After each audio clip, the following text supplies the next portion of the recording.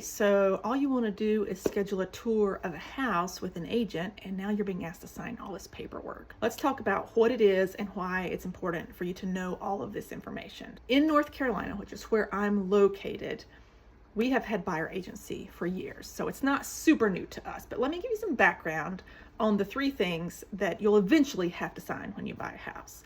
The first one is the Working with Agents brochure. This is for anybody.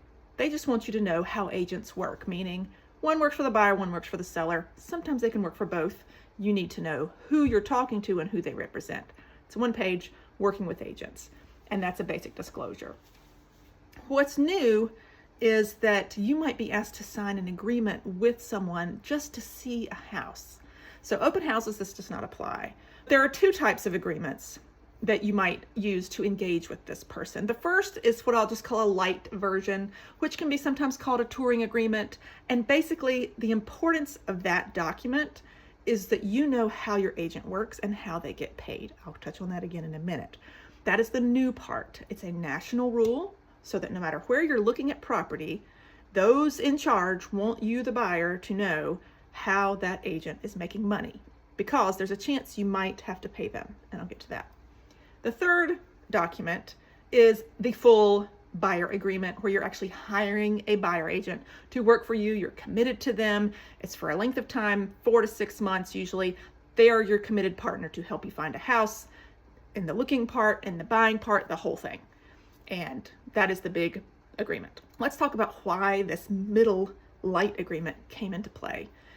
There was a lawsuit a long time ago, many years ago, that finally got settled in 2024. The lawsuit was against the National Association of Realtors. I'm not a lawyer. I'm going to talk about the way compensation used to work and how it's going to work now. When someone would sell their house, an owner hires a listing agent. Pre-2024 would charge the seller a total fee.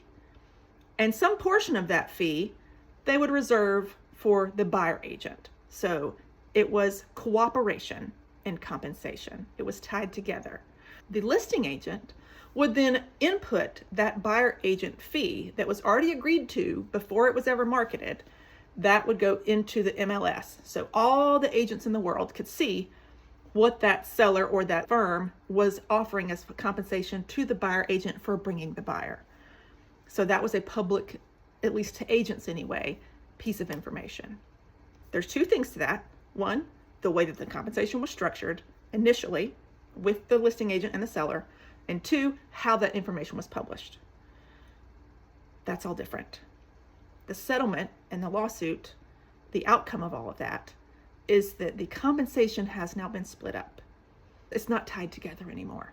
It can be if you, the seller, just want your listing agent to take care of it, and there's a lot of people that just want to sign things once and be done. Just take care of it. Yes, I value the buyer agent. They do a lot of work. Just share your commission with them. You can do that. You can also, as a seller, choose to pay the buyer agent directly. I'm getting into the weeds, but there's lots of ways you can choose. The listing agreement lays these out. Or some sellers might say, you know what, I'm paying my person and that's it. And there will be sellers to do that. And that's a choice. So sellers have lots of choices now. They had choice before, but it's much more clearly spelled out in the listing agreement now. So sellers, you will be asked that question and we'll talk through it. It's very market dependent, just like anything. It's market dependent. So the compensation structure is different. There's no longer a unilateral offer of compensation. Put on your buyer hat. Your buyer agent doesn't know if they're going to be compensated by the seller. Whereas in the olden days, the buyer agent could count on compensation being included as part of the price. It was just worked into the price of the house, if that makes any sense. As a buyer, you're going to sign an agreement with your buyer agent, and they are going to charge for that service.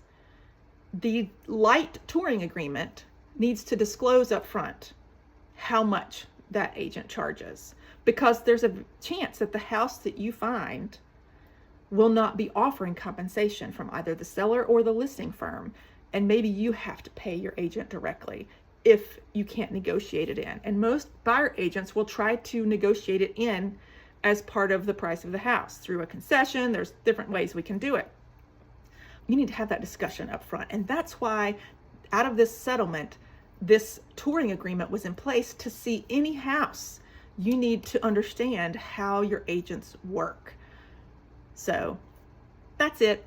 I'm going to do a separate video on what buyer agents do and why they're worth whatever they're charging. I can only speak from my experience, but I think that's important to know too. So look for that video.